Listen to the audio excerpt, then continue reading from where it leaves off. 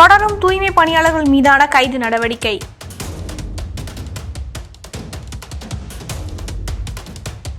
மீண்டும் அத்துமீறும் காவலர்களால் பரபரப்பு.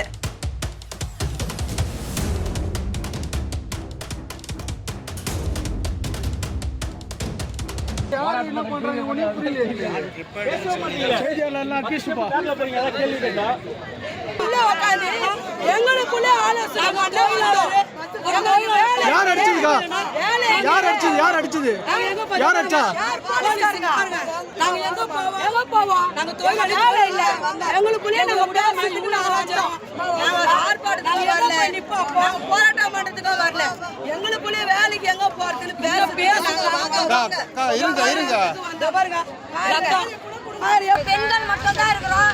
போலீஸ கேட்டா எங்களுக்கே தெரியல. வாங்க வாய முடிக்கணும். வாங்க வந்து போலீஸ்காரங்க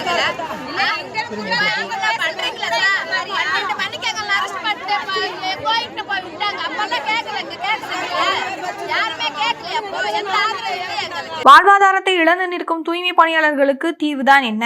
சென்னை ரிப்பன் மாளிகைக்கு வெளியே 13 நாட்களாக போராடி நள்ளிரவில் கைதான தூய்மை பணியாளர்கள் அடுத்த கட்ட நடவடிக்கை குறித்து ஆலோசிக்க நேற்று மேதின பூங்காவில் கூடியிருந்தனர். அவர்களை கலைந்து செல்லுமாறு எச்சரித்த காவல்துறை சில நிமிடங்களிலேயே குண்டுகட்டாக கைது செய்திருப்பது பரபரப்பை ஏற்படுத்தியுள்ளது. பணி நிரந்தரம் வேண்டியும் தனியார் மயத்தை எதிர்த்தும் தூய்மை பணியாளர்கள் ரிப்பன் மாளிகைக்கு வெளியே கடந்த ஆகஸ்ட் மாதம் 1ஆம் தேதி முதல் போராடி வந்தனர். இந்நிலையில் அனுமதி பெறாமல் போராட்டம் நடத்துவதாக கூறி அவர்களை ஆகஸ்ட் 13ஆம் தேதி நள்ளிரவில் குண்டுகட்டாக காவல்துறை கைது செய்தது. இது தொடர்பாக போராட்ட குழுவினர் கைது செய்யப்பட்ட விதம் சம்பந்தமான வழக்கும் தனியார் மயத்தை எதிர்த்து போராட்ட குழுவினர் தொடர்ந்த வழக்கும் சென்னை உயர்நீதிமன்றத்தில் விசாரணையில் இருக்கிறது. இந்த நிலையில் நேற்று அடுத்த கட்டமாக என்ன செய்வது என்பதை பற்றி கலந்து ஆலோசிக்க சென்னை சிந்தாதிரிப்பேட்டையில் உள்ள மேதின பூங்காவில் தூய்மை பணியாளர்கள் கூடியதாக தெரிகிறது. இதற்கிடையே நேற்று மதியம் 12:30 மணிக்கு மேல் அனைவரையும் கலைந்து செல்லுமாறு காவல்துறையினர் எச்சரித்ததை தொடர்ந்து சில நிமிடங்களிலேயே அவர்களை அப்புறப்படுத்தும் நடவடிக்கையை காவல்துறை தொடங்கினர். முதலில் கேட்டுக்கு வெளியே நின்ற பெண்களை குண்டுகட்டாக போலீஸ் வாகனத்தில் ஏற்றினர். இதில் சிலர் காயமடைந்ததை அடுத்து செய்தி சேகரிப்பதற்காக பூங்காவின் உள்ளும் கேட் அருகேயும் நின்ற பத்திரிகையாளர்களை வலுக்கட்டாயமாக அங்கிருந்து வெளியேற்றிய காவல்துறை பத்திரிகையாளர்கள் யாரும் பூங்காவுக்குள் நுழைய முடியாதபடி தடுப்புகளை ஏற்படுத்தி பூங்காவுக்குள் இருந்து பெண்களை பலவந்தமாக கைது செய்தனர். இது தொடர்பாக அங்கு கூடியிருந்த பெண்கள் கூறியது,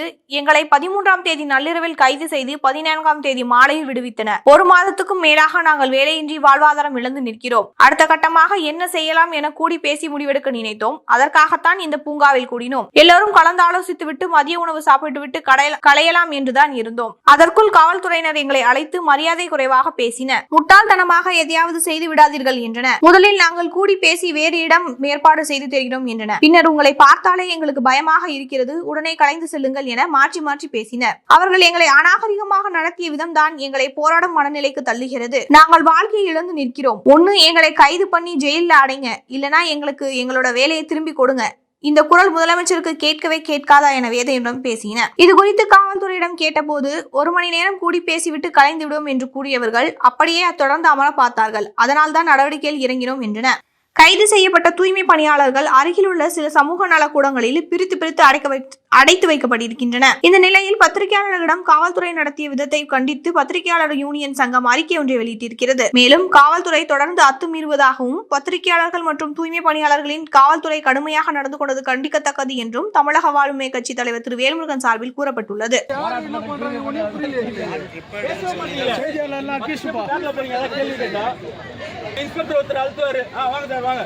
எடுத்து போய் காட்ட முடியுமா? உங்க கமிஷனர் காட்ட முடியுமா? இதெல்லாம் காட்டுறீங்களா?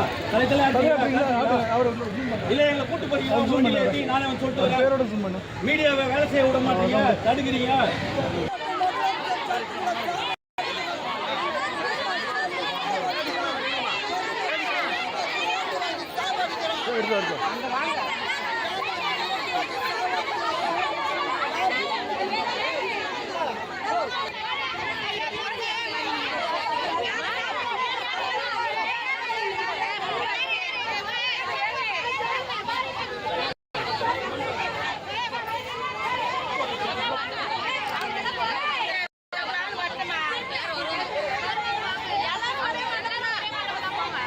அவனுக்கு கவனம் வந்தானே சார்.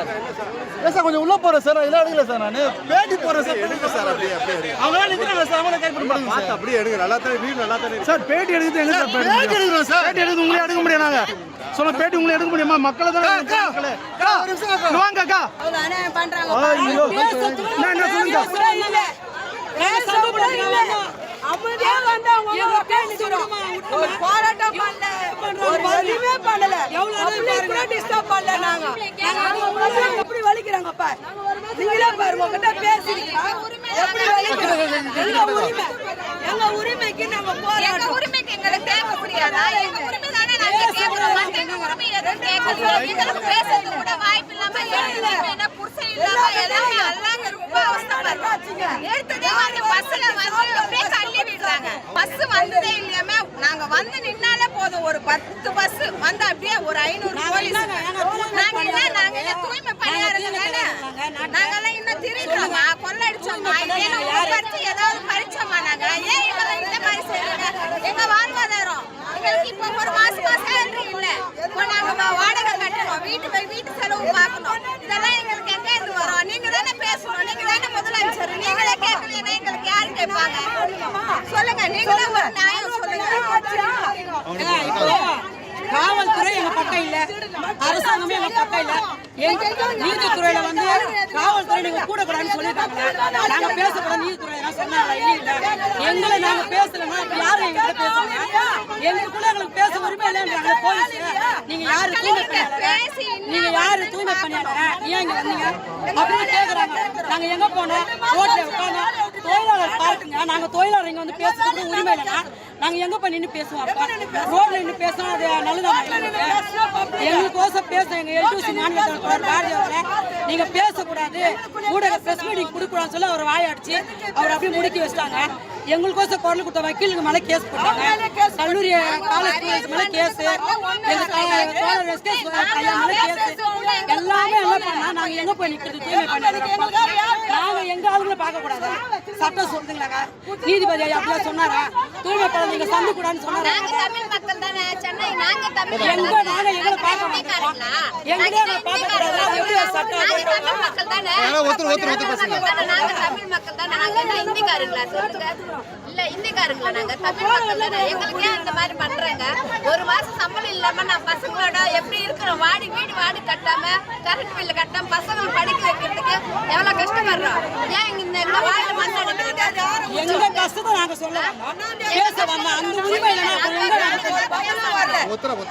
இதெல்லாம் நியாயம் இல்ல சார். எங்க உட்கார்ந்து பேசினாலும் அந்த மாதிரி அராஜகம் பண்றாங்க. பெண்கள் மட்டும் தான் இருக்கிறோம்.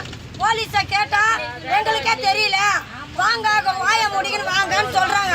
எங்க கூட்டிட்டு போறாங்கன்னு எங்களுக்கு தெரியல.